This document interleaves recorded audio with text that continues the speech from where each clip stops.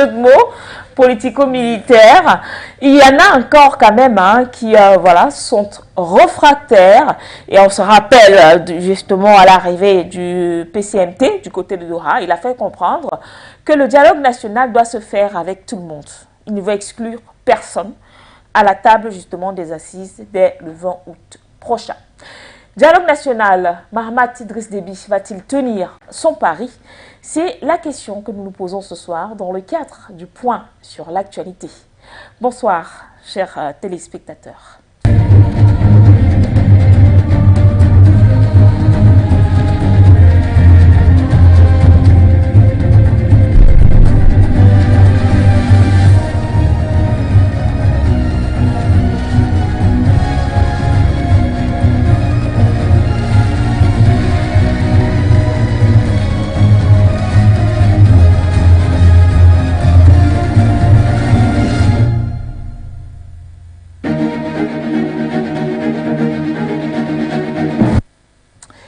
Mesdames et messieurs, une fois de plus, bonsoir et merci d'avoir accepté d'être des nôtres encore ce soir dans le cadre, bien sûr, du point sur l'actualité sur For You Télévision. Et donc, vous l'aurez certainement compris, un détour du côté du Tchad pour cette édition. Et nous allons commencer avec vous, monsieur Hamat Laroun. Bonsoir, merci d'avoir accepté notre invitation. Linda, bonsoir à tous nos téléspectateurs. C'est une fois de plus, c'est un honneur pour moi de venir encore discuter des problématiques tchadiennes et africaines. Donc, merci pour cette invitation. Sur ce plateau, il s'agit de Abdou Deli de la société civile, un Tchadien d'origine, mais qui vit au Cameroun depuis un bon bout de temps, mais qui ne s'éloigne pas de l'actualité de son pays. Bonsoir, monsieur Deli. Bonsoir Madame Linda et bonsoir Monsieur Jonathan, bonsoir chers compatriotes Monsieur Hamat Haroun Lari et bonsoir à tous nos techniciens qui font un travail impeccable et merci aussi de m'avoir reçu sur votre plateau. Alors Jonathan Batengene également est dans la place. Bonsoir. Bonsoir Madame Dedifoud, bonsoir à mes co-panélistes, Monsieur Abdou Sherif, Monsieur Hamat de l'autre côté au Tchad. Bonsoir à tous les panafricanistes, tous les Africains, tous les inconditionnels de ce programme qui sont les véritables vedettes et les véritables héros du panafricanisme. Bonsoir à tous les techniciens qui sont toujours à pied d'œuvre et veillent à la bonne qualité de retransmission de cette émission. Bonsoir à la direction générale, aux autorités du Cameroun, particulièrement les forces de sécurité et de défense qui veillent à l'unité et l'indivisibilité de notre cher et beau pays. Le décor étant ainsi planté, nous allons donc y aller de plein pied. La bonne charité, commençons justement par les originaires de la République du Tchad. Je voudrais me tourner vers vous, monsieur Laroun.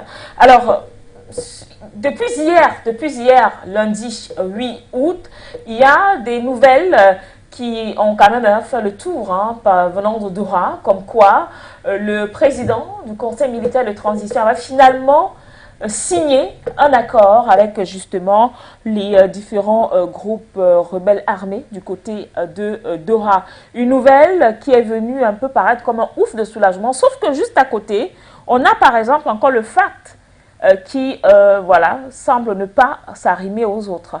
Quelle analyse pouvez-vous en faire? Merci. Vraiment, c'est une bonne nouvelle pour le peuple tchadien. Et c'est aussi une victoire pour le Conseil militaire de transition parce que c'est historique. C'est historique tout simplement parce que le Tchad qui a connu plus de 59 ans de guerre, aujourd'hui, c'est les mêmes acteurs. Beaucoup d'entre ces groupes armés, c'est les mêmes acteurs qui ont commencé la guerre dans les années 60 et c'est jusqu'à nos jours et ils continuent. Parce que beaucoup d'entre eux, ils ont fait la guerre comme une marchandise. Comme la guerre, ils ne savent rien que d'être des entrepreneurs de la guerre. Mais après la disparition du maréchal de Tchad Idriss Déby, le conseil militaire de transition qui a été mis en place, ils ont pris les leçons du conseil supérieur militaire qui a été mis en place en 1975 après l'assassinat du président Tombalbaye. Donc aujourd'hui, ces militaires, ils ont pu non seulement dompter l'opposition de l'intérieur comme les acteurs de la société civile, mais ce que nous restait, pour nous au Tchad, la vraie opposition, ça a été toujours l'opposition armée. L'opposition armée qui fait mal et qui endeuille beaucoup, de leur côté et de leur côté gouvernement. Mais ce qui attendons nous, les peuples tchadiens, c'est la paix. Et ce qu'aspirent les peuples tchadiens.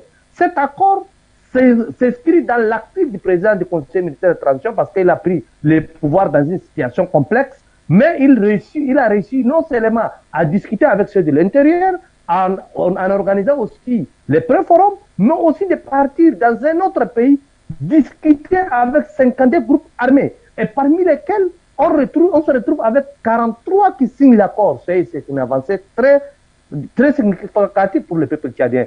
Les 9 qui restent, ça ne veut dire rien parce que c'est toujours la majorité. Même eux, les 9 restants, ils ont des revendications qui semblent pour nous proches avec certaines oppositions d'intérêt, mais vous savez, si les gens vous tendent les mains pour faire la paix, vous discutez pendant 5 mois et que la majorité accepte et 2 ou 3 refusent, ça n'engage que. Mais pour nous, en tant que peuple tchadien, en tant qu'analystes, nous pensons que leur refus a toujours été stratégique. Et stratégique tout simplement parce qu'il y a beaucoup de gens, beaucoup d'acteurs ne veulent pas que la paix se sorte dans notre pays. Beaucoup d'acteurs veulent que les entrepreneurs de la violence continuent à exister pour qu'ils aient des leviers de pression sur tout gouvernant qui va revenir au Tchad pour gouverner. Donc il faut toujours laisser quelques individus qui vont déranger le pouvoir en place pour qu'ils acceptent à certaines exigences géostratégiques et géopolitiques des sous-régionales. Donc c'est ça ce que nous pensons. Parce que ceux qui ont refusé, nous on connaît, ils sont soutenus par quel pays? Pourquoi ils refusent? Si d'autres pensent qu'ils ont peur que dès qu'ils reviennent, parce que le FAC a été à l'origine de l'assassinat du maréchal du Tchad, donc s'ils ont peur, même si on le dit, nous ne sommes pas sûrs que le FAC va revenir. Mais les autres, on connaît parce qu'il y a d'autres tentacules qui sont là, et c'est toujours les mêmes proches, parce qu'ils sont tous des proches, mais on ne sait pas qu'est-ce qui les pousse. Ce que nous, on pense, parce que la géostratégie régionale jusqu'à nos jours veut qu'il y a toujours des pressions dans un pays comme le Tchad. Et personne n'a intérêt. Beaucoup d'autres acteurs régionaux et qui ont des visions géostratégiques dans la sous-région Sahel ne veulent pas que le Tchad soit en paix totalement. Donc il faut toujours maintenir quelques couches. Même s'ils signent, ils reviennent, il y aura d'autres qui vont sortir et on va toujours faire les pressions sur le gouvernement en place. Laroun, alors Abdou Djeli, le dialogue est prévu normalement pour le 20 août prochain. Et donc, on se rappelle que par le passé, il y a eu déjà 2 dates qui avaient été arrêtées. Et toujours à l'approche des dates, je crois qu'il y avait une date, je crois, en mai, le 10 mai, qui a été repoussée. Et là, cette fois-là, il n'y avait même pas eu de date qui avait été donnée quelques temps après, jusqu'à ce que le président Mahamat Idriss Déby finisse par sortir il y a quelques semaines, que finalement, le dialogue va se tenir le 20 août. Pensez qu'il va se tenir, ce dialogue? Cette promesse qu'il a faite, je dirais même c'est une injonction qu'il a faite la dernière fois. Justement. Bon, merci Madame Linda. D'abord, comme l'on dit souvent, pour faire la paix, il faut vraiment parcourir les obstacles. Et surtout les plus grands obstacles. Vous mentionnez la date ratée du 10 mai. Mais il y avait une autre date qui a été annoncée par le président. Le général Mahamat Idriss Déby, c'était pour le 27 février. Et ça n'a pas abouti. On a repoussé pour le 10. Le 10 aussi, ça n'a pas abouti. Et maintenant, toujours à cause de ces groupes qui sont du côté de Doha. Bon, écoutez, quand on cherche à faire la paix, il faut 2 parties. Et les 2 parties vont se confronter. Et c'est pourquoi, comment on appelle, ils n'ont pas eu de compromis par-ci, par-là. Et pour ce genre pour des revendications et autres, sans se rendre compte que la date annoncée au préalablement vient après, on repousse. Cette fois-ci, le président a lancé après la date du 10 mai à une date ultérieure et il a analysé la situation et puis ils ont compris que voilà, la date du 20 août fera l'affaire de cette question politico-militaire et la question des pré-dialogues. Maintenant, comme Larry vient de le dire, nous constatons qu'il y a un oxygène de soulagement qui a été vraiment abattu sur les Tchad parce que plus de 42 ou 43 groupes politico-militaires ont assigné l'accord de pré-dialogue. Et ces groupes, en signant cet accord, beaucoup de Tchadiens vont rentrer au Bercail. C'est déjà aussi un succès et c'est déjà aussi un avancé pour le Tchad. Et cela encore n'est pas arrêté. On est en train le gouvernement est en train de aussi aller à la quête de ceux qui n'ont pas encore signé l'accord. Ils disent que voilà, la porte est ouverte et venez à la table de négociation, venez au dialogue et venez. Donc cela prouve à suffisance que les Tchadiens sont aussi matures. Les Tchadiens aussi connaissent aussi à un moment donné faire la paix si vraiment il y a ce qu'on appelle le sérieux, il y a un engagement politique dans les affaires et dans les questions nationales. Donc voilà ce que je peux dire. Et cette date, le président l'a affirmé.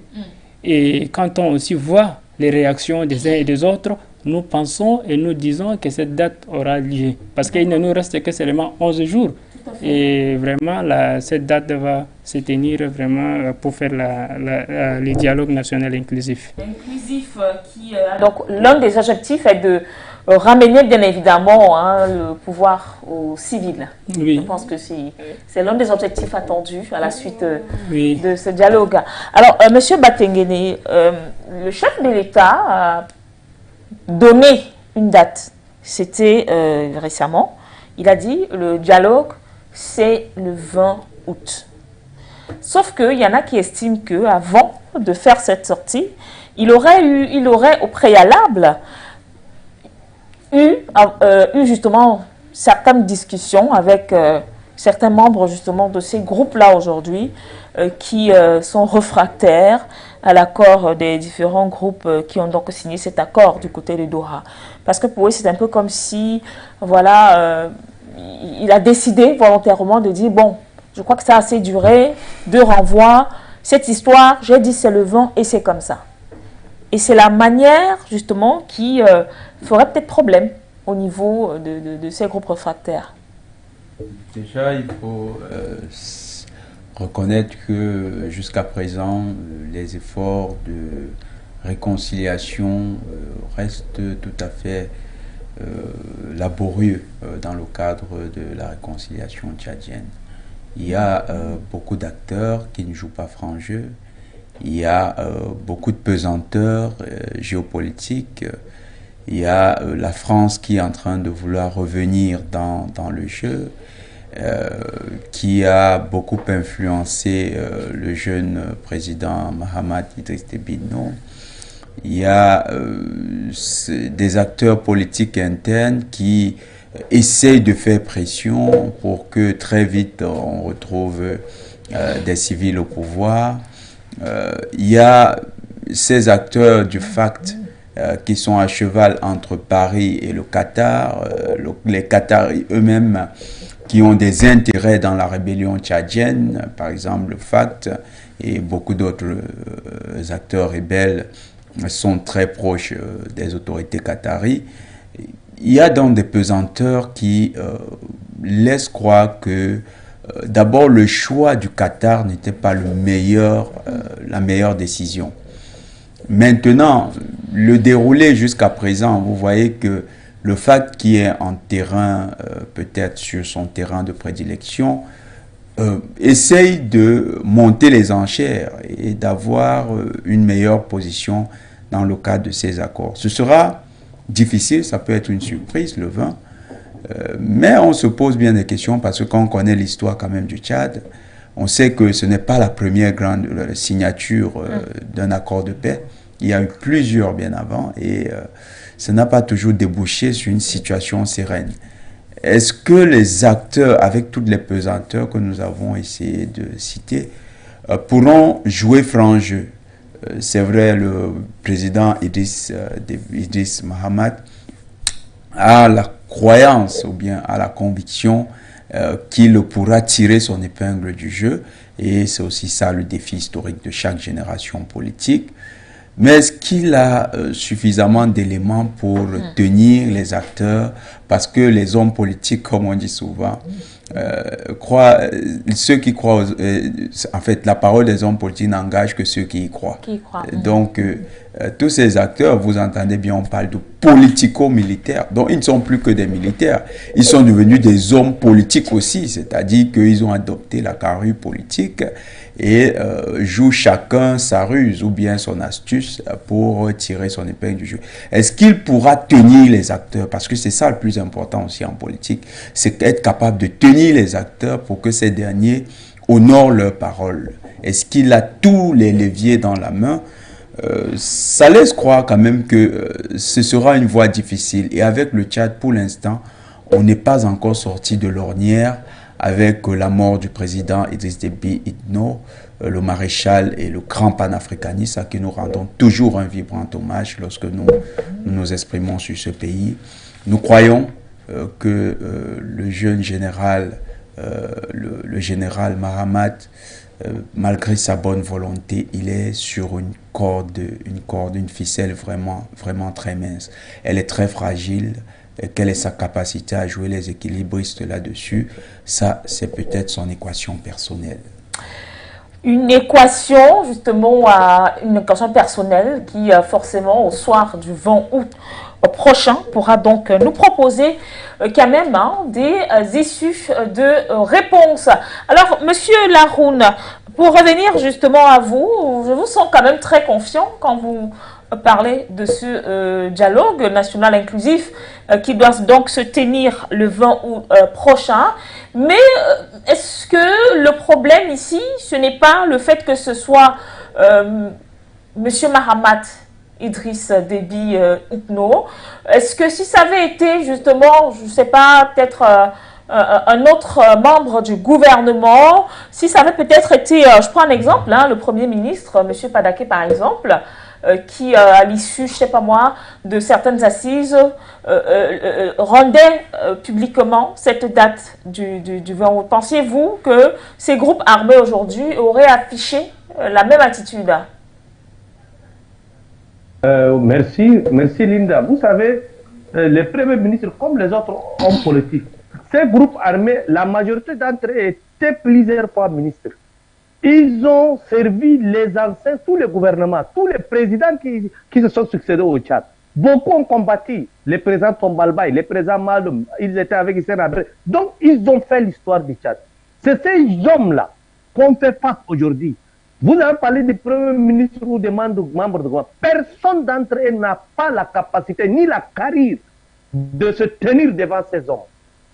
Mais c'est l'ingéniosité du président Mahamat, c'est sa volonté d'unir les Tchadiens avec le soutien de l'armée. Parce qu'il faut remercier les chefs de l'armée, Abakar Abdelkarim Daoud, lui qui était toujours devant, les chefs de l'armée avec les autres membres du CMT. Ils ont fait confiance au général Mahamat pour diriger, pour guider ces soldats. Donc, la garantie aujourd'hui pour tous les hommes politiques, ce n'est pas les premiers ministres ni aucun membre du gouvernement, mais c'est le président Mahamat lui-même et l'armée, parce que c'est eux qui ont la parole.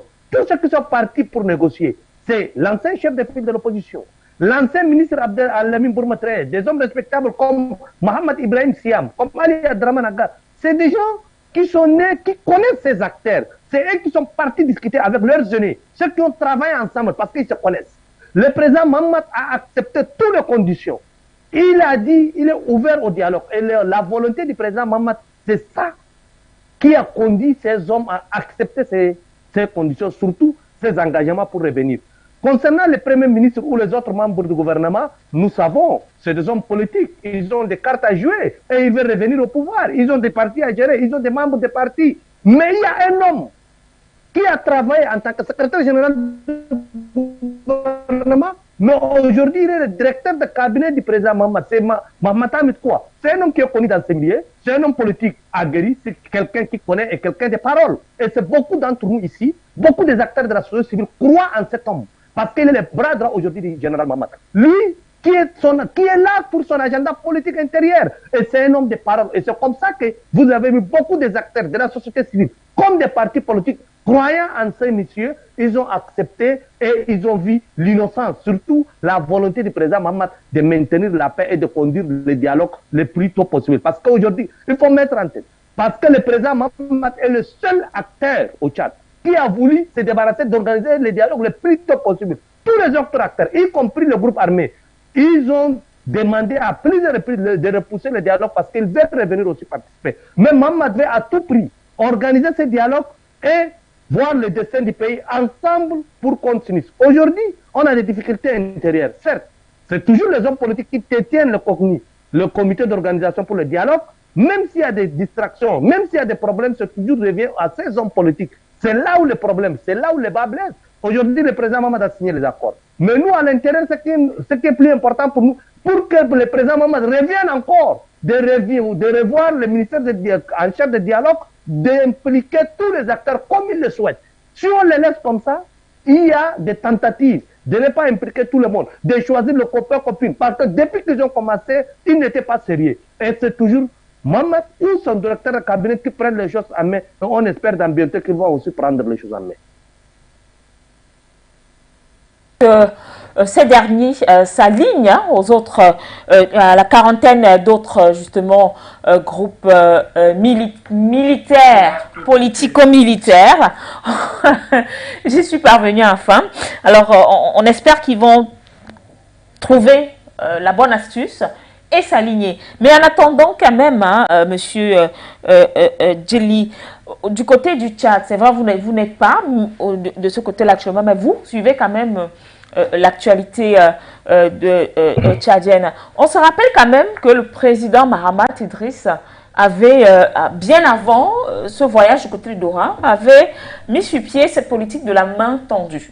Et dans cette politique de la main tendue, il avait pris sur lui d'appeler les Tchadiens en exil à revenir au pays. Il a même reçu certains. Et je pense qu'il avait également reçu le FACT. Bon, pour les FACT, je ne suis pas sûr. Mais vous parlez, comment on appelle, N'Djamena? Oui, N'Djamena. Non, jusqu'aux preuves de contraire, je suis passé pour les FACT. Pour tous les politico-militaires, en tout cas l'essentiel des politico-militaires, organiser les pré-dialogues d'abord à Doha. Et regardez, quand on parle du paix, c'est une question de tout le monde. Aujourd'hui, le président seul ne peut pas amener la paix au Tchad. Les partis politiques les partis politiques civils ne peuvent pas à eux seuls d'amener la paix au Tchad, non plus les politico-militaires. D'abord, les Tchadiens doivent comprendre que quand on parle de paix, c'est l'implication de tout le monde. Et nous sommes dans une phase de transition. Quand je vois certaines déclarations et certaines positions politiques et certains commentaires sur les réseaux sociaux, j'ai l'impression que pour certains, c'est comme si on vit dans une période normale. Et nous sommes dans une période de transition. Qui dit transition, dit seulement sortir de cette période d'exception, aller vers une période démocratiquement dite quoi. Le président actuel, il n'appartient à aucun parti politique, à aucune entité particulière. C'est juste un président qui assure la période de transition et qui veut vraiment amener le pays dans une phase constitutionnelle normale. Et là, lui seul, comme je l'ai dit, ne peut pas parvenir parce qu'il faut concourir à, comment on appelle, l'effort de tout le monde. Je suis surpris de voir certains partis politiques de l'intérieur. Ils n'apportent pas leur, comment on appelle, assistance intellectuelle et leur contribution. Ils boycottent du début jusqu'à la fin. Ils attendent que seulement la fin des transitions et ils attendent un pied ferme au cas de prolongement. Alors qu'on avait tendu la main, n'est-ce pas?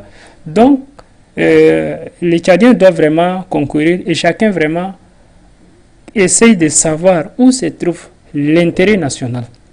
Si on n'est pas guidé par ces sentiments et on n'est pas guidé par le sens du patriotisme, on ne peut pas vraiment faire quelque chose. Et j'ai l'impression qu'on est en train de faire aussi les procès d'intention et c'est pour rien.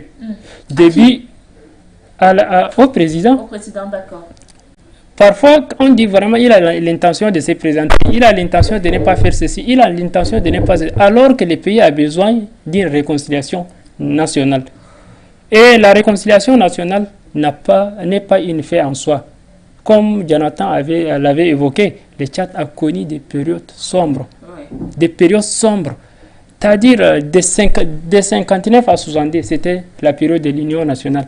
De 70 à 69, c'était la période de tension où le Frolina a été créé. Après, c'était la période de réconciliation nationale, ainsi de suite, ainsi de suite, ainsi de suite. Donc, maintenant, nous avons l'avantage de l'histoire. Et les Tchadiens ont compris, voilà, nous avons fait dans le passé et ça n'a pas abouti. Cette fois-ci, nous avons, dans le passé, nous avons commis nos erreurs et nous avons droit effectivement de commettre nos erreurs, mais nous avons aussi le devoir moral de corriger nos erreurs. Et le jeune général, président actuel, est guidé par un sentiment de patriotisme. Il faut le dire. Il faut avoir l'honnêteté intellectuelle de le dire. Et si aujourd'hui on essaie de saboter tous ces efforts et toutes ces bonnes actions qui nous amènent vers une paix définitive, et qu'on dit toujours rien n'ira, jusqu'à quand nous allons faire la paix. Donc voilà, c'est ce qui vient d'être fait au Tchad. C'est un acte salutaire et nous encourageons aussi les gouvernements à faire preuve de consensus et de faire plus. Parce que quand j'entends les porte-parole de la transition, a dit toujours que le gouvernement a toujours la main tendue et ne ferme pas les portes des négociations. Donc ceux qui ne sont pas revenus à la table, de faire plus de concessions et de revenir et de regagner le train qui est en marche. Un train qui est en marche, qui doit en principe atteindre son objectif le 20 août prochain. Le 20 août, c'est dans moins de, on va le dire, hein, dans une dizaine de jours, parce que nous sommes rendus aujourd'hui au 9 août, c'est-à-dire dans exactement 11 jours. Alors, est-ce que ce pari, Jonathan, pourra être tenu au regard de ce qu'il y a actuellement, avec, parce qu'on le sait, dans presque tous les pays africains et même du monde, il y a quand même certains groupes, qu'ils soient des groupes rebelles, que ce soit des groupes politiques d'opposition. On a par exemple du côté de la Guinée-Conakry, lorsqu'on parle par exemple de Seydou Dalein Diallo, on sait que même s'il n'est pas là, le simple fait qu'il soit peut-être derrière ou devant un mouvement, on sait quand même ce qui va se passer. Et au Tchad, c'est ce fait. Qui est justement ce groupe de rebelles accusé d'avoir assassiné le président, le maréchal Idriss Déby? Il y a beaucoup de pesanteurs, nous l'avons dit. Il y a le FACT, il y a la France, et il y a Success Masra, c'est-à-dire si la Guinée-Conakry a Seydou Dalein Diallo, le Tchad a un certain Success Masra qui peut, d'une certaine manière, joue les troubles faits, se retrouve parfois très proche de la France et ça, l'impact que ça a eu, parce que quand il fallait remettre le président Mahamat Déby dans les rangs, c'est quand même avec les manifestations de Success Masra que cela s'est passé. Quand il fallait éliminer le président, le maréchal Idriss Déby, nous, à qui nous rendons encore un vibrant hommage, nos grands patriotes, nos grands panafricanistes, c'est le FACT qu'on a utilisé. Donc vous avez des données qui sont à la fois dans le jeu politique et dans le jeu politico-militaire, ou bien dans le jeu purement militaire. Et vous avez ces acteurs qui peuvent à tout moment être activés comme des leviers utilisés par la France dans l'ingérence au dossier tchadien. Vous avez d'autres acteurs qui, eux, veulent se positionner comme des faucons. D'autres acteurs, des acteurs qui ont des intérêts à l'étranger. Vous avez ce même FACT qui a une mouvance qui est très proche des Qataris. Et dans ce FACT, vous avez une certaine vision qui est partagée là-bas. Ils veulent à tout prix être gagner le plus grand nombre de postes ministériels dans le futur gouvernement. Masra veut que le prochain président soit un civil. Quand il parle d'un civil, il pense beaucoup plus à lui. Donc, vous savez, ces données qui sont en train de tomber sur l'échiquier national, l'échiquier national tchadien, c'est des données avec lesquelles il faut se poser beaucoup de questions. le président Mahamat Idriss Déby a une marge de manœuvre aujourd'hui très réduite, quoi qu'il tempeste ou bien frappe du poing sur la table. C'est vrai, c'est un général, c'est le chef de l'État, Conseil national de transition, mais il faut reconnaître que la marge de manœuvre reste très faible. Et le choix du terrain, nous avons signifié le choix du terrain. Le Qatar, Doha, c'est déjà accepté de négocier en terrain adverse. Je ne vois pas comment vous pouvez avoir la capacité d'influencer les acteurs à suivre, parce que la paix, et ça c'est très important, la paix, selon la théorie kantienne, la paix est toujours la paix du plus fort. C'est l'ordre régnant qui apporte la paix. La paix, c'est une négociation de la terreur. Et lorsque vous n'avez pas l'équilibre de la terreur, que l'un estime qu'il a l'avantage de cette terreur, il va imposer ses points. Malheureusement, on ne va pas à un accord de paix avec des acteurs qui nous demandent de venir négocier dans leur maison, parce que dans cette maison, ils peuvent sortir les couteaux et dire, si maintenant tu ne signes pas, nous on t'égorge. Donc, c'est quand même risqué d'avoir accepté. C'est peut-être un geste de bonne foi de sa part. C'est peut-être une manière pour lui de se dire que j'aurais tout essayé. Ça peut être aussi une stratégie. Parce que c'est un militaire, ça peut être la stratégie de la dernière chance. J'ai tout donné, je me suis carrément livré à vous, mais si vous avez, après avoir éliminé mon père, vous avez également saboté l'accord de paix, je n'ai plus d'engagement moraux vis-à-vis de vous. Ça peut aussi être ça. Mais donnons-nous une vision optimiste, restons optimistes, parce que c'est quand même une situation douloureuse, c'est des années de guerre. Vous savez, quand vous avez vu au début des années 2000, au moins 4 rébellions attaquer le Tchad, et la dernière était arrivée jusqu'aux portes du palais présidentiel. Ça fait quand même, ça laisse malheureux, et ça amène à se dire qu'il faut parfois être optimiste. Si on peut sauver la paix, qu'on la sauve, mais à quel prix? Est-ce que le Tchad, qui sort de cet accord de paix, pourra se relever droit et vraiment marcher dans la marche, dans l'élan émancipateur, surtout émancipateur? Parce que, Madame Dédis, il faut reconnaître, cette réconciliation se fait au détriment du peuple tchadien. Ça, c'est ce qui sera. Parce que c'est une réconciliation qui a été confisquée par les puissants qui ont entraîné le chaos au Tchad. Merci, Monsieur Jonathan Batengeni au standard. Il est là, Monsieur Sak Pouno. Bonsoir et merci d'être toujours des nôtres, cher monsieur. Bonsoir, bonsoir Linda. Bonsoir aux techniciens. Bonsoir à vos invités. Bonsoir Jonathan. Bonsoir aux autres frères tchadiens dans la lutte. Et bonsoir à ceux qui écoutent For You Media. Linda, c'est très simple. Qui a tué le maréchal Idriss Déby? C'est la France. Qui a créé ces groupes militaires, qui encourage, qui finance, qui arme? C'est la France. À travers Qatar et autres. Tous ces dossiers sont connus. Ce que vous vous souvenez, bon, nous avions parlé, c'est vrai, c'est pas ici, mais nous avions dit que les généraux tchadiens doivent prendre conscience de leur état d'esclaves de la France.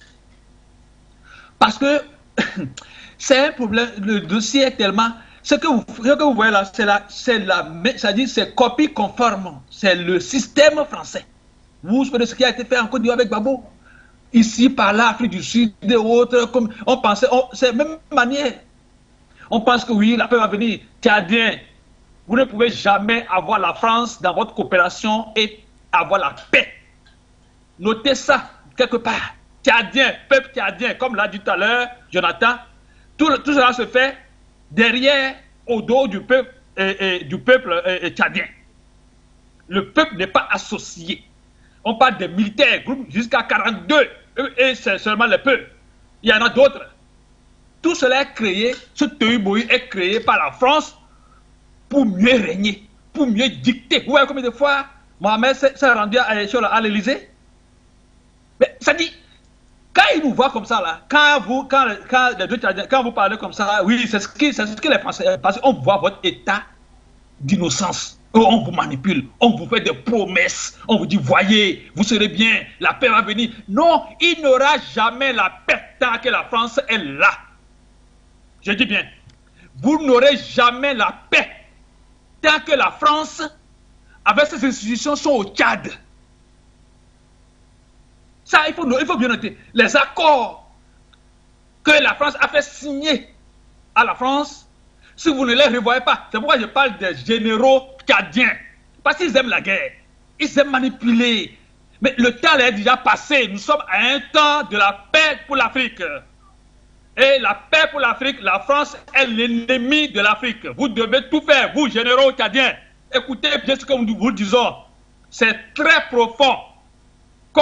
Changer de mentalité. Ce que la France vous promet, vos enfants, Paris, ceci, cela, c'est passé. Revenez dans votre pays. Soyez dignes, des hommes dignes. Soyez des Africains capables de décider vous-même et de choisir vos partenaires. Et donc d'être là à être soumis. Pourquoi? Pour l'argent. Mais ça va passer. Votre dignité est perdue. Vous allez commencer à tuer le maréchal. C'est comme ça que la France est. Le maréchal avait d'abord demandé, il a activé l'accord. Et vous vous souvenez du bombardement de ces terroristes-là. Et monsieur Le Drian défendait cela, oui. On dit non, vous avez fait tuer les innocents. Et c'est le même accord que la France a fait pour tuer le maréchal. Organiser, ça parce qu'il ne commence pas à sortir, pas comprendre mieux. Alors on l'a éliminé. On a mis son enfant là-bas. Ce sont les généraux tchadiens qui ont comploté pour que l'enfant soit là. Ils disent qu'ils vont le soutenir. Il n'y aura jamais la paix au Tchad tant que la France est là. Je m'arrête là. Nous sommes en guerre, que Dieu ouvre votre intelligence pour que vous compreniez ce que nous vous disons. Mais l'Esprit de Dieu est là parce que l'Afrique doit retrouver son autonomie sécuritaire, économique. Que Dieu bénisse. Merci. Merci à vous, Monsieur Sak Pounou, pour votre participation. Et nous rappelons à nos téléspectateurs que le standard reste ouvert. Le temps pour nous d'aller retrouver Charles Badam, qui est également avec nous par Zoom. Bonsoir déjà, monsieur, malgré le petit retard. Et merci quand même d'être des nôtres. Alors ce soir, nous nous intéressons au dialogue national inclusif. La date est connue. Il s'agit bien sûr de celle du 20 août prochain. Et donc, hier encore, du côté de Doha, le chef de l'État a donc signé un accord avec la majeure partie des groupes rebelles, des groupes justement rebelles militaires de ce côté-là. Et donc, à côté de ces derniers, il y en a qui ne partagent pas cet accord qui a donc été signé par le président Mahamat Idriss. Pensez-vous qu'au regard d'une pareille situation, on ne court pas vers un autre report de ce dialogue?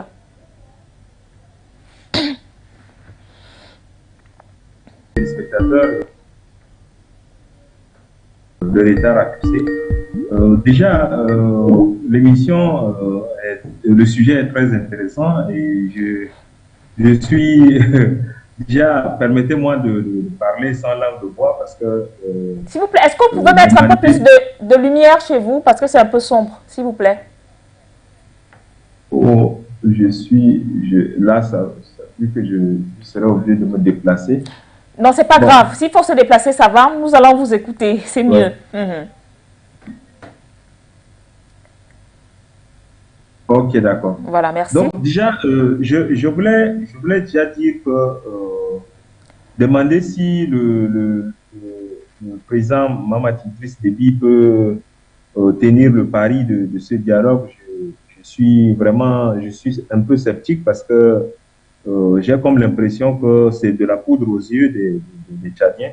Il y a un intervenant tout de suite qui disait que c'est un dialogue sans l'avis de la population tchadienne. Et la grande victime ou le grand perdant dans toute cette mascarade politique, c'est le peuple tchadien. C'est le peuple tchadien qui perd. Et c'est le peuple tchadien, c'est l'enjeu de la paix qui va toujours aller de l'avant. Nous n'aurons pas la paix avec ce qui se passe parce que d'abord, les groupes rebelles qui ont refusé de signer l'accord, vous avez vu que ce sont des potentiels groupes armés qui sont actuellement, qui font de la peur au peuple tchadien et qui menacent de venir. Moi, j'écoutais un de leurs cadres il y a 3 jours sur les réseaux sociaux qui disait que il attend que la saison de pluie finisse, que la saison de pluie prenne fin pour qu'il revienne. Donc, c'est pour vous dire que ce dialogue ne va pas accoucher grand-chose. C'est encore... c'est de la poudre aux yeux de la population tchadienne. Moi, je ne me vois pas en train d'applaudir cet accord parce que ça ne va rien donner pour la population. C'est un dialogue, normalement, en fait, quand on dialogue, on doit vraiment être franc.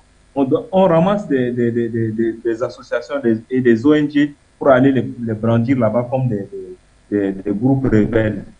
Alors que les vrais groupes rebelles sont là, pourquoi ils n'ont pas signé? Et même les discussions, on écarte, on n'a pas discuté, il n'y a pas eu de discussions franches avec les groupes rebelles et le gouvernement. Moi, je ne sais pas si vous avez suivi l'actualité depuis le début du dialogue, mais c'est le Qatar qui fait le jeu. Le Qatar discute en aparté avec chaque groupe et il prend la proposition de chaque groupe, il apporte à l'autre. Ce n'est pas du dialogue. Quand on dialogue, on se rencontre, on reste face à face, on parle. Mais un dialogue où le médiateur parle en coulisses ou en aparté avec chaque personne, moi je ne sais pas, est-ce qu'on appelle ça dialogue? Ce n'est pas un dialogue.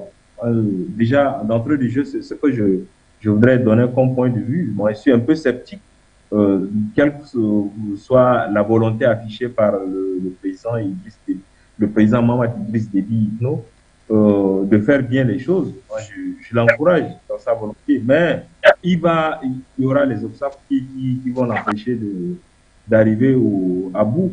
C'est sur ce que je beaucoup à vous, merci Monsieur Badiam. Nous allons revenir à vous tout à l'heure. Le temps pour nous de prendre Zerfel au standard. Bonsoir. Bonsoir à votre invité. Je serai bref. Parce que, comment dire, les autres, ils ont tout dit, hein, ils ont tout dit, mais moi, je vais dire quelque chose, et puis maintenant, une parenthèse, je vais parler aussi un peu de la Côte d'Ivoire. Le problème aujourd'hui, ce que je vois, c'est le même scénario qui s'est passé en Côte d'Ivoire, où le président Gbagbo, il est parti de pays en pays pour gaspiller l'argent des Ivoiriens. Au moment, lui, il faisait ce tour d'Afrique, les rebelles se préparaient, et comment dire, avec les Français, pour venir détruire la Côte d'Ivoire. C'est ça que le jeune général là, il ne comprend pas. Je ne sais pas s'il n'avait pas vu ce qui s'est passé en Côte d'Ivoire.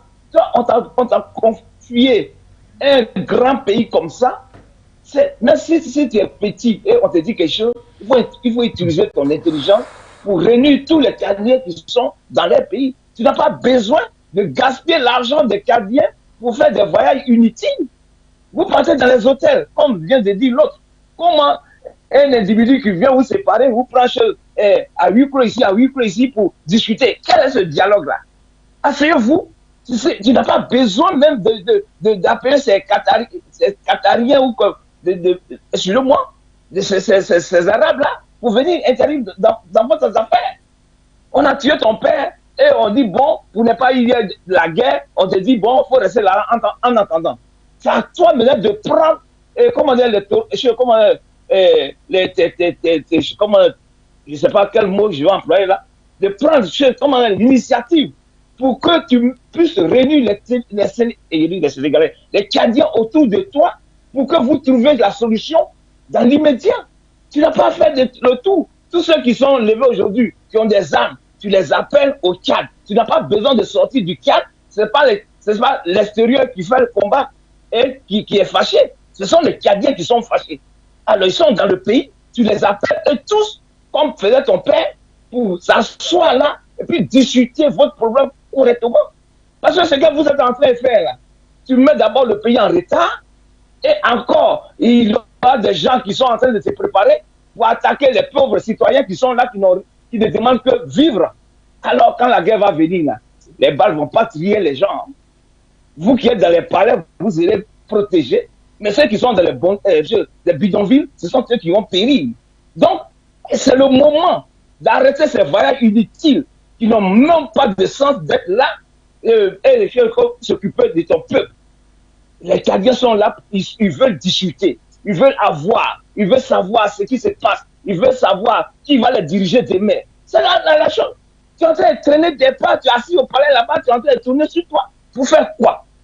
C'est en train d'augmenter la colère des citoyens tchadiens. Ça, moi, je te le dis. Ça, c'est la moindre des choses. Donc, c'est maintenant ou jamais. Parce que vous êtes en train de se promener chez les Arabes, là. Ils sont tranquilles, hein. Ils sont prêts pour faire leur business avec vous. C'est-à-dire que les Français vont passer par là, vendre leurs armes, et les Américains vont venir vendre leurs armes, et vous allez vous entretuer. C'est ça le problème.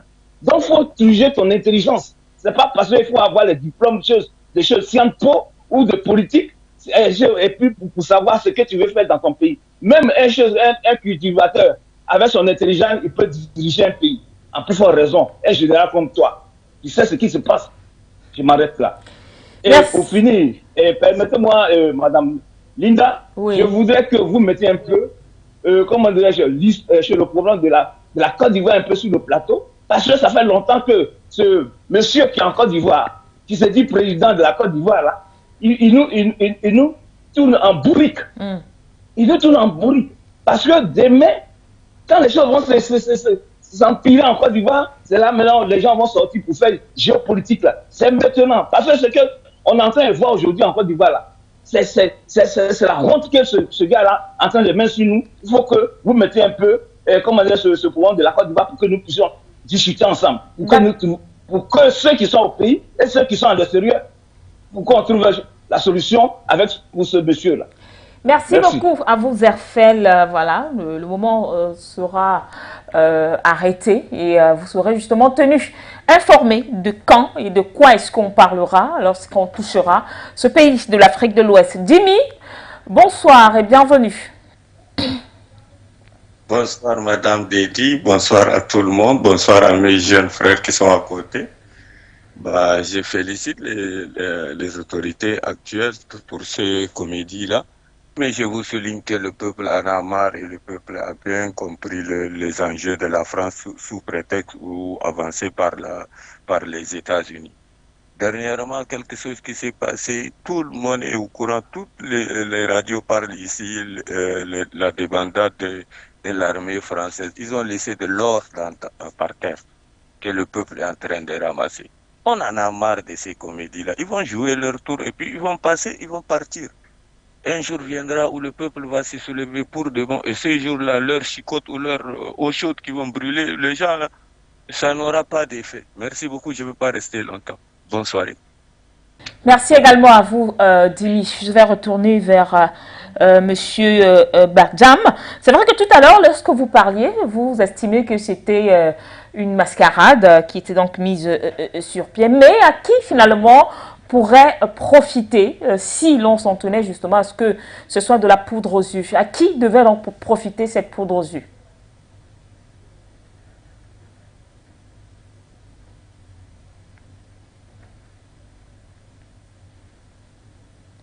Monsieur Badiam est là? Oui. Oui. Je disais, ça va profiter évidemment à la France parce que l'objectif de cette mascarade ou de cette poudre aux yeux, c'est quoi? C'est de parvenir à installer un faire-valoir de la France à la tête du pays et puis continuer par pied les ressources du Tchad. Moi, je ne sais pas qu'est-ce que je vous donne comme information de ce qui se passe actuellement ici. Est-ce que vous savez que le gaz tchadien qui est produit actuellement ici à la société des hydrocarbures, la société, la raffinerie de Djarmaya, ce gaz-là est exporté directement pour ravitailler la réserve tchadienne et entre-temps, la population tchadienne souffre le manque de gaz. Ce sont des réalités que les gens sont obligés de... Les gens ferment les yeux dessus.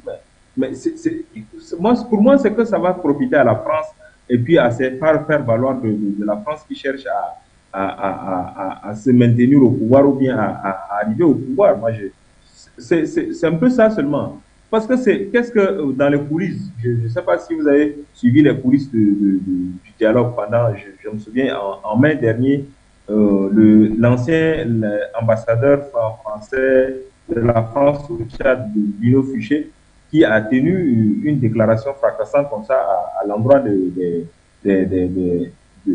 gens, des participants au dialogue. Il dit que vous le veillez ou pas, nous allons faire imposer un des rejetons de Idriss Déby Itno à la tête du Tchad. Vous imaginez ce genre de déclaration?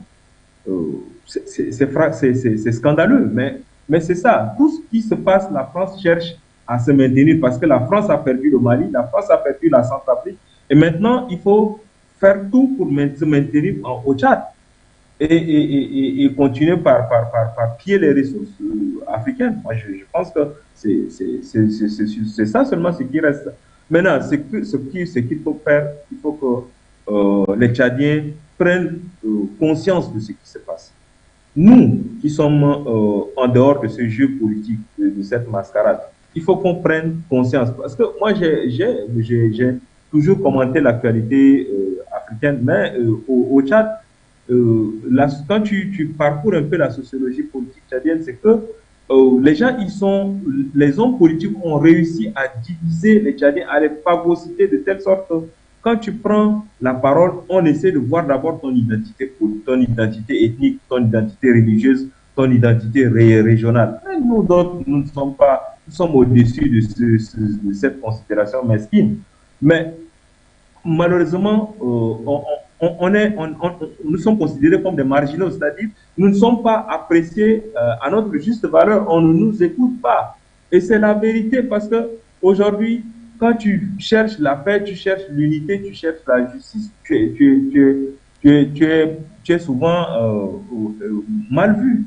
Et ce sont ces bouchons, ces griots qui chantent l'éloge des autres de la France, là, qui sont souvent à qui on leur donne la parole. Donc c'est pour dire que, pour conclure, moi je vous dirais que tout ce qui se passe, je ne sais pas ce que mais la position de mes partenaires, de ceux des panélistes, mais moi personnellement, en tant que journaliste, commentateur de l'actualité, moi je vous avoue que, permettez-moi ma prise de position, mais je vous avoue que c'est de la poudre aux yeux de la population tchadienne, et ce dialogue ne va rien ne va rien apporter comme solution à la paix. Aujourd'hui, ce que nous avons besoin, c'est la paix, le développement. Imaginez un pays qui souffre à avoir l'électricité, qui souffre à avoir que la population se soigne. Les rues, le frère Ahmad Lari, je le suivais il y a 2 jours sur sa page, il était dans l'eau en train de faire un direct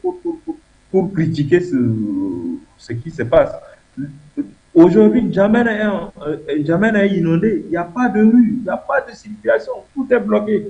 Pourquoi ça? C'est parce qu'on est mal gouverné. Et tout ça, c'est pour profiter à la France. Et je m'arrête là et je vous remercie. Monsieur Badiam, et sachez-le, vous êtes libre d'exprimer votre opinion sur les thématiques qu'elles nous viennent du Tchad ou de tout autre pays du continent africain. Alors, Monsieur Laroun, nous allons procéder au dernier tour de table compte tenu du temps qui nous est imparti. Alors, nous avons écouté tout à l'heure Monsieur Badiam. Selon lui, c'est une perte de temps parce que ce sont les mêmes qui seront pris et le même cycle va recommencer. Je partage son avis parce que ce qu'il dit, c'est la réalité. Lorsque vous êtes neutre, vous êtes considéré comme... Vous êtes un paria parce que les gens ne veulent pas la vérité. Et ce qu'il dit, c'est la vérité. Mais moi, je ne partage pas quelque chose et je le comprends parce qu'en réalité, nous, on veut toujours rejeter le problème tchadien sur les autres. Nous, on a un problème. On rejette tout sur la France, sachant bien que la France n'a jamais soutenu une rébellion au Tchad. La France a toujours soutenu le gouvernement en place. Et c'est ce que beaucoup d'acteurs ne veulent pas. Vous savez, tous les groupes rebelles qui ont attaqué N'Djamena sont soutenus par les Qatar, soit par l'Arabie Saoudite. Aujourd'hui, vous avez vu ce que les mascarades qui se passent au Qatar.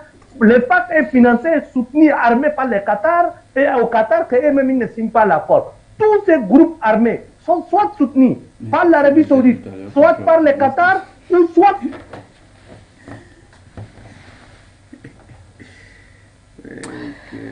Alors, je pense qu'on va peut-être revenir avec Haroun tout à l'heure. Le temps également d'y aller avec vous, Monsieur Deli.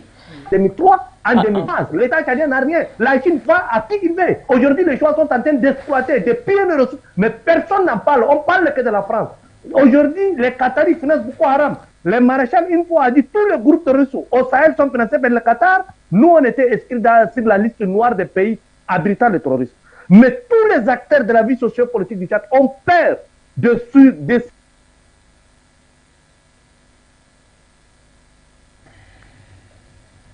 Alors, je crois qu'on a quelques soucis de lien avec Monsieur Laroun. Alors, je voulais vous appeler Mohamed, c'est pratiquement les mêmes noms, Abdou Deli. Alors, vous y croyez, après tout ce qui a été dit ici, ces groupes rebelles qui sont réfractaires, mais aussi, est-ce que vous pensez que, parce qu'en même temps, il y a des choses qui ont été dites et qui sont vraies, on a comme l'impression que ce dialogue se joue avec une certaine classe de la population tchadienne. On n'a pas pris la vie du Tchadien lambda, de la cultivatrice, de l'éleveur. Tout se joue justement au niveau de la haute classe. Bon, écoutez, il faut vraiment préciser les choses. Et nous n'en sommes pas encore arrivés au dialogue. C'est au dialogue qu'on va discuter tous ces problèmes. Maintenant, c'est un pré-dialogue avec une catégorie de la classe politique tchadienne, c'est-à-dire les politico-militaires. Mais le dialogue ne concerne pas que les politico-militaires ou encore les hommes politiques. Justement, il s'agit de tout le Tchad. Justement, de tout le Tchad. De l'intérieur, les problèmes de l'intérieur attendent que seulement le dialogue national inclusif. À part quelques partis politiques qui n'ont pas encore donné leur avis ou leur approbation à participer au dialogue national, mais en ce qui concerne la grande partie, la grande majorité de la force vive tchadienne, c'est-à-dire, je parle toujours de la société civile, des partis politiques, ont d'abord accepté d'aller au dialogue, et c'est là-bas qu'ils vont évoquer tous les problèmes, que ce soit les problèmes agriculteurs, éleveurs, que ce soit les problèmes de bonne gouvernance. Donc, toutes ces questions-là vont être évoquées lors du dialogue national inclusif. Mais pour l'accord qui a été signé, oui, c'était un pré-dialogue. Ce n'est pas encore un dialogue, c'était un pré-dialogue. Et vous faites bien de parler de ce pré-dialogue lui-même qui n'a pas du tout été facile. Parce que plus d'une fois, ces différents groupes présents du côté de Doha ne se sont pas très souvent accordés. Bon, je l'ai évoqué ici sur ces plateaux du Forum Média, que la question des politico-militaires ne peut pas être traitée de la même manière ou avec les mêmes facilités que les questions des divergences politiques internes et civiles. D'accord. N'est-ce pas? C'est-à-dire ceux qui ont pris les armes contre l'État et ils ont des revendications qui cherchent dans une voie un peu militaire. Et dans le passé, aussi, on avait vu, il y a eu des réconciliations entre les réfractaires et puis les gouvernants en place. Il y a eu des vengeances, il y a eu des choses.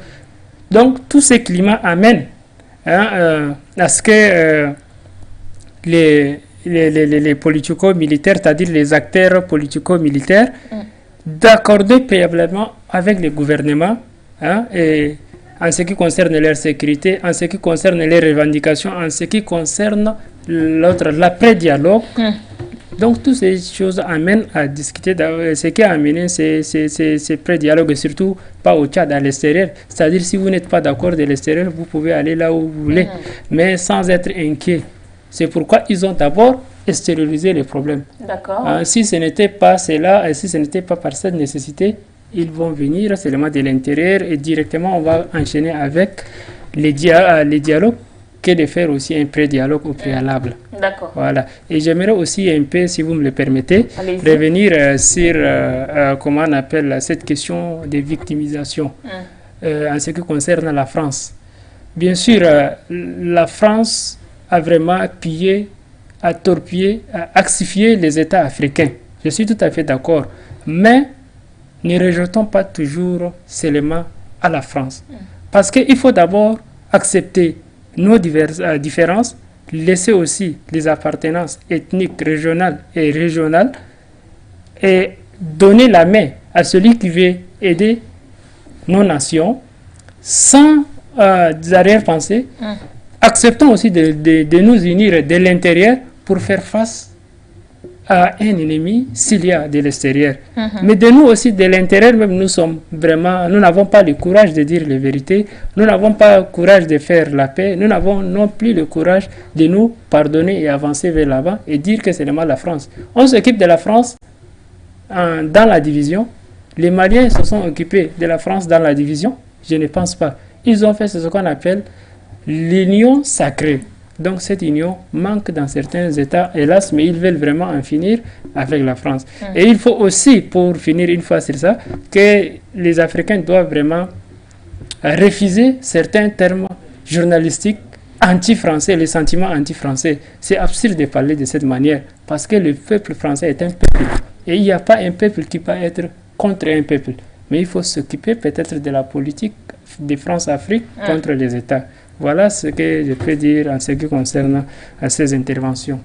Merci beaucoup à vous, Aboudeli. Alors, monsieur Batengele, pour mettre un point final à cette thématique du dialogue national du côté du Tchad.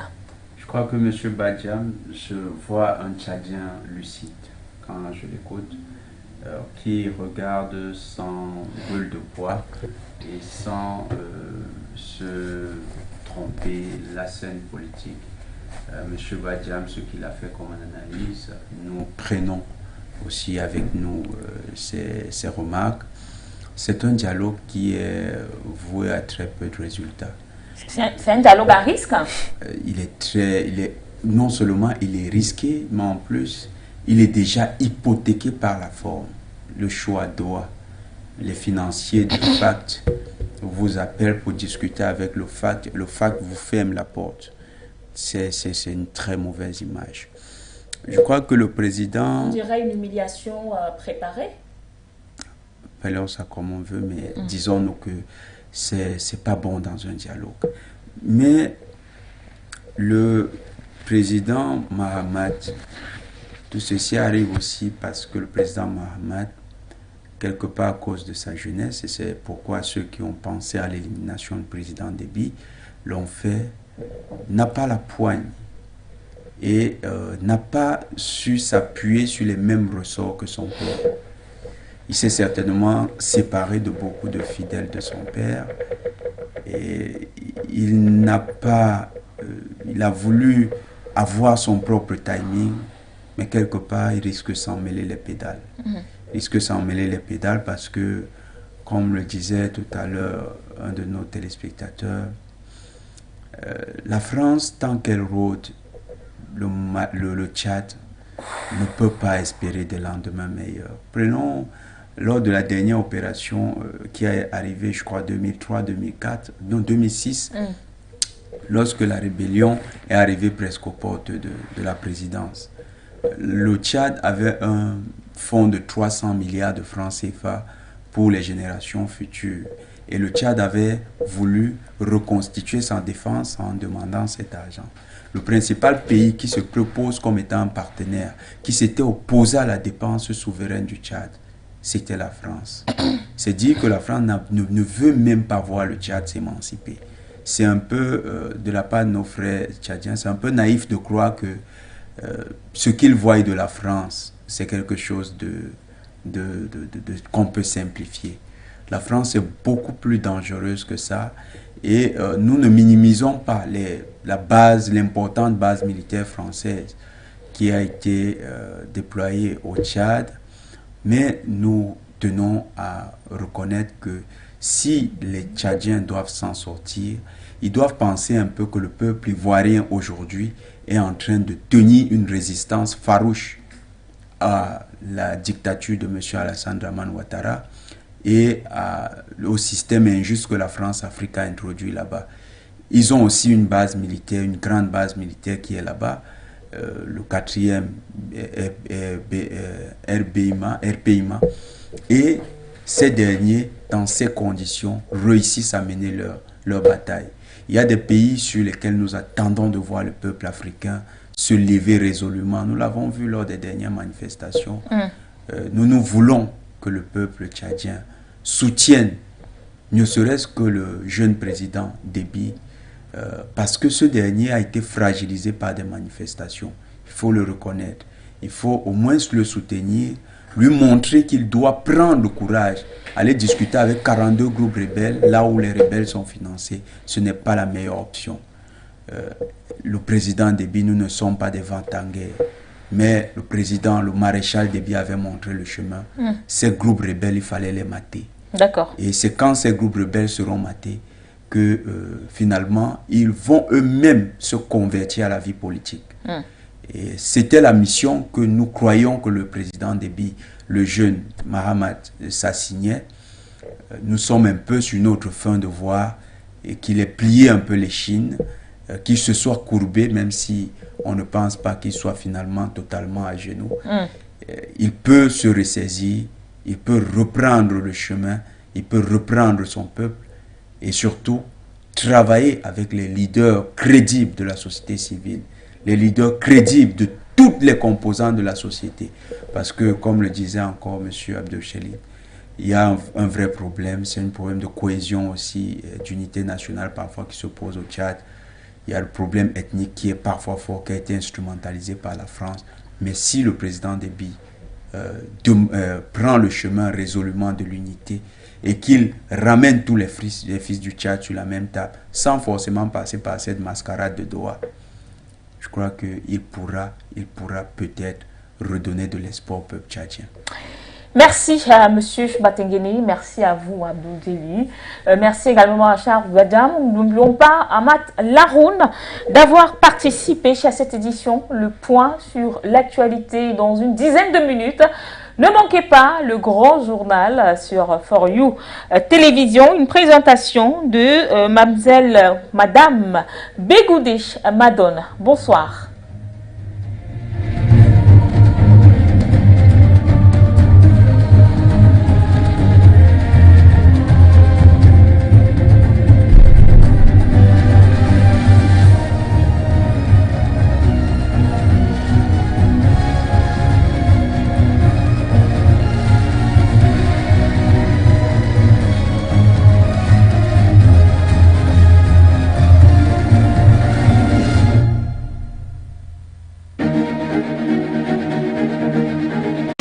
Votre chaîne de télévision panafricaine For You Télévision, une autre vision du monde.